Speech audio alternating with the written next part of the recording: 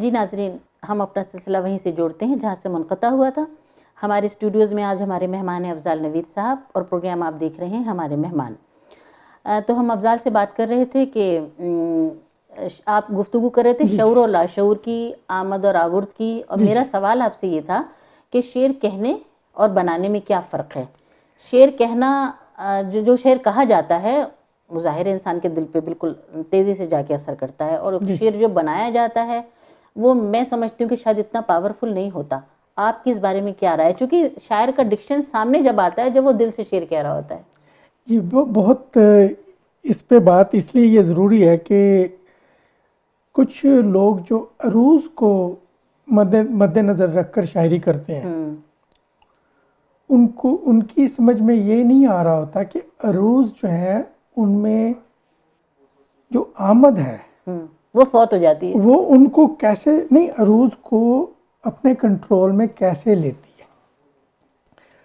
आमद एक हैरत से बंधी हुई चीज़ है कि हर चीज़ लाशऊर में अरूज के साथ एक राग की कैफियत होती है। अगर एक फ्लो के साथ जो शेर आता है उसमें शायर को ये नहीं होता कि ये फेलुन नहीं बुनत नहीं करनी पड़ती है, ये कह रहे हैं ना। हाँ, उसमें आपने ज़्यादा मैकेनिकल नहीं, ये दरअसल तरबियत जो है, शायर की बुनियादी जो तरबियत है या बुनियादी उसका जो रंग है, अगर वो उसको उसमें बदयांती नहीं करेगा, लेकिन बाज़ शऊर जो है बदयांती कर, शऊरी तौर पर जो बात होती है, आप शेर कहने के बाद उसमें बदयांती इस तरह करते हैं कि उसको नोक पलक संवारते हैं उसकी, और बहुत ज़्यादा अगर पढ़ा हुआ नहीं है, क्योंकि देखिए शऊर मीन्स आपका मुतालिया कितना है, आप कायनात को आपने कितने शायरों को पढ़ा हुआ है, बिल्कुल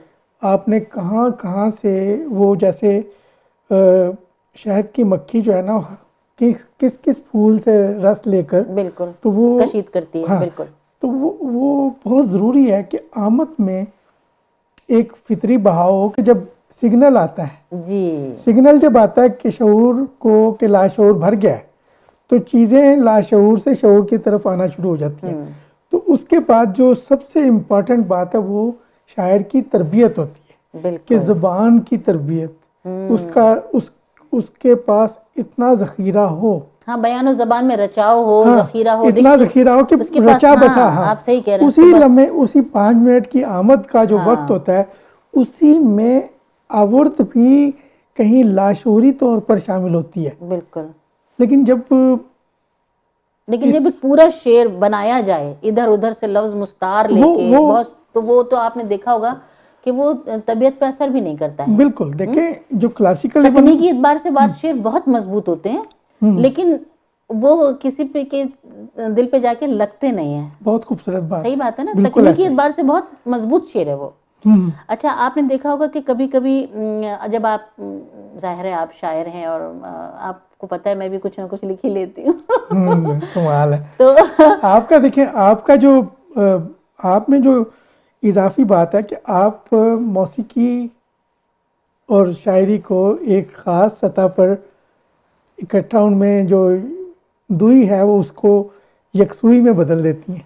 तो आप नहीं, देखिए मौसीकी से तो आपको भी रग़बत है, मुझे भी है, लेकिन मौसीकी कलाम का तरन्नुम एक अलग चीज़ होता है और मौसीकी एक अलग चीज़ होती है। लेकिन ये कि जो आपके अंदर एक रची बसी सी गनायत होती है, एक रची बसी सी आपके अंदर की मौसीकी होती है, वो आपके इशारों में भी, ये बहुत खूबसूरत बात की है। देखिए जो मौसीकियत, यही बात है, ये जो बेशुमार जितने भी फ़नून लतीफ़ा है वो आपस में जुड़े हुए हैं।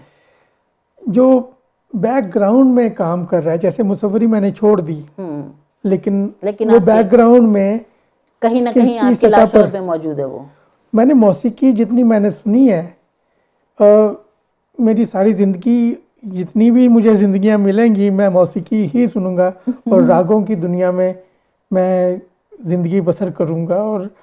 और वही राग है जो किसी ना किसी सतह पर आपके मिसरे की साख्त में अपना मददगार साबित होते हैं। तो वहाँ पे देखें, ये जो जैसे राग होते हैं, वैसे ही औजान जितने भी हैं, जितनी भी बहूर हैं शायरी में, दरअसल बहूर, हम ये कहें कि बहूर के लिए शेर कह रहे हैं, नहीं, बहूर को, ये बहुत बारीक सी लाइन है। हाँ, बहूर को आप किस तरह नया रंग दे रहे हैं, या बहूर को इस्तेमाल करते हुए अपनी बात को कैसे कह रहे हैं, उसमें असर कैसे ला रहे हैं। ये बहूर में कोई ऐसे नहीं है कि 2 और 2 4, एक मीर का मिसरा आता है, उस एक लफ्ज होता है पकड़ना, बिल्कुल, और छोड़ना।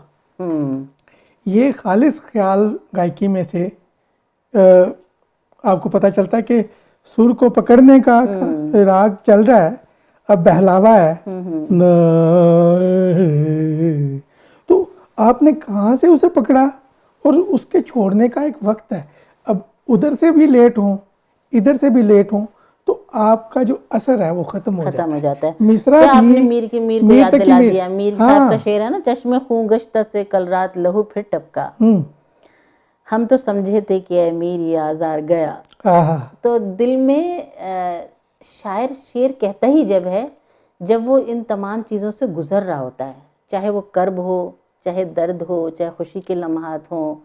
शायर कशीदी उससे करता है कि अपने इर्द गिर्द के माहौल से और अपने अंदरूनी कैफियत से, अपने अंदर के मौसम से। तो क्यों ना हम आपकी किताबों पे बात करें थोड़ी सी। नाजरीन, मैं आपको बताती चलूँ कि अफजाल नवीद साहब के 4 मजमूए कलाम आ चुके हैं। तेरे शहर विसाल में, अफलाक लिए फिरता हूँ, आवाज़ उतरती है और समंदर बात करता है, जो अभी 2017 की जनवरी में आया। इन्होंने माशाल्लाह दुनिया में कई ममालिक में मुशायरे पढ़े हैं, लंदन में, अमेरिका में, नॉर्वे में, पाकिस्तान में इनके लिए प्रोग्राम हुआ। अभी हाल ही में इनकी किताब समंदर बात करता है कि तकरीबी रुनुमाई इनके बिना जो पाकिस्तान में हुई, बड़े आला पैमाने पे हुई, और मैं समझती हूँ कि बड़ी खुशनसीबी की बात है कि इनकी गैर मौजूदगी में, ये कनाडा में मौजूद हैं, लेकिन ये किताब की रुनुमाई लाहौर में की गई और बड़े अच्छे मुकर्रिरीन ने उसमें हिस्सा लिया। मैं चाहती हूँ कि मैं कुछ आपको बताऊँ कि हफीज़ ताहिर साहब ने लिखा इनके लिए कि ये अफजाल नवेद ही जानता है कि वो इस अंदाज को बेदिल की तरह जारी रखता है या असदुल्ला गालिब की तरह तर्क करता है। नए ख्यालात के मौजिद और ज़बान के राजदां शायरों में मुश्किल पसंदी का रुझान लामहला दर आता है।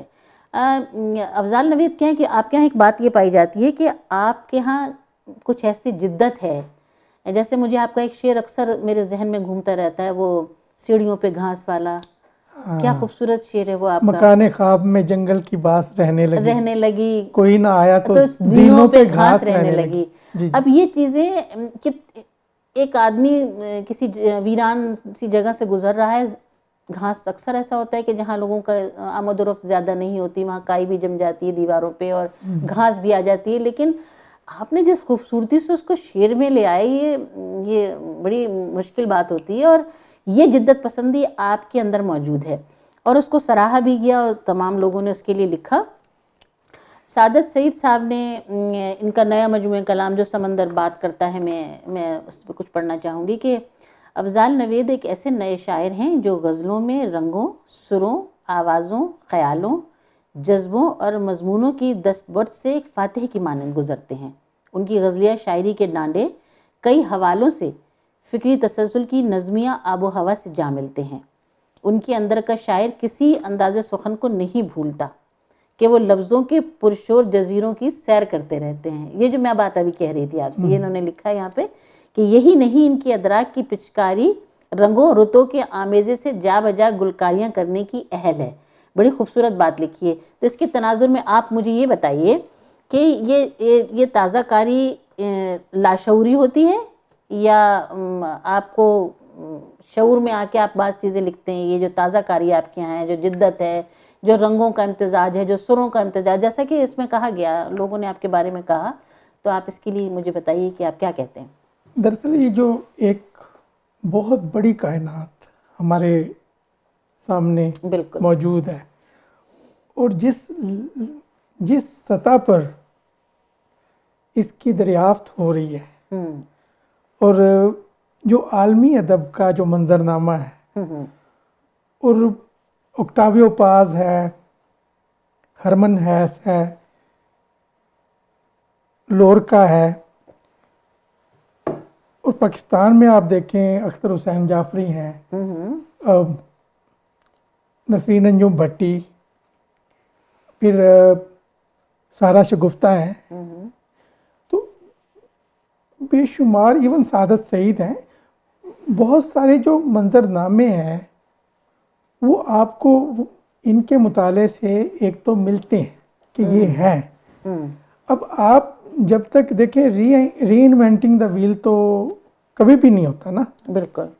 ये जो कहना कि अब तक क्या हो चुका है, इसका इदराक बहुत ज़रूरी है। अगर पहले एक काम हो चुका है तो मैं दोबारा करके दोबारा जी मैं क्यों दोबारा करूं? तो मुझे इस ख्याल में मुझे मुताले और मुताले कायनात और लाइब्रेरियों की छानबीन करनी पड़ती है कि मैं जो कुछ कह रहा हूँ वो हो तो नहीं चुका, किसी ने कह तो नहीं दिया। वो किसी ने कहा ना जी इन लोगों ने मेरे लिए छोड़ा नहीं कुछ, मैं क्या इजाद करूं सब कुछ इजाद हो गया। तो दरअसल ये बात यही है कि एक इजाद भी है, एक आमद के साथ साथ, लेकिन वो उस अमल लाशऊर को, जैसे फ़कीर जो थे क्या कहते हैं, महावीर, वो कहते हैं 2 तरह के ध्यान होते हैं, एक नेगेटिव ध्यान, एक पॉजिटिव ध्यान। तो हम इस पे गुफ्तगू करते हैं एक वक्फे के बाद। नाज़रीन, अभी हमारे साथ स्टूडियो में अफजाल नवीद साहब मौजूद हैं, हम उनसे गुफ्तगू कर रहे हैं उनकी किताबों पर, उनकी शायरी पर। हम अभी थोड़ी देर में वापस आते हैं, इंतज़ार कीजिए।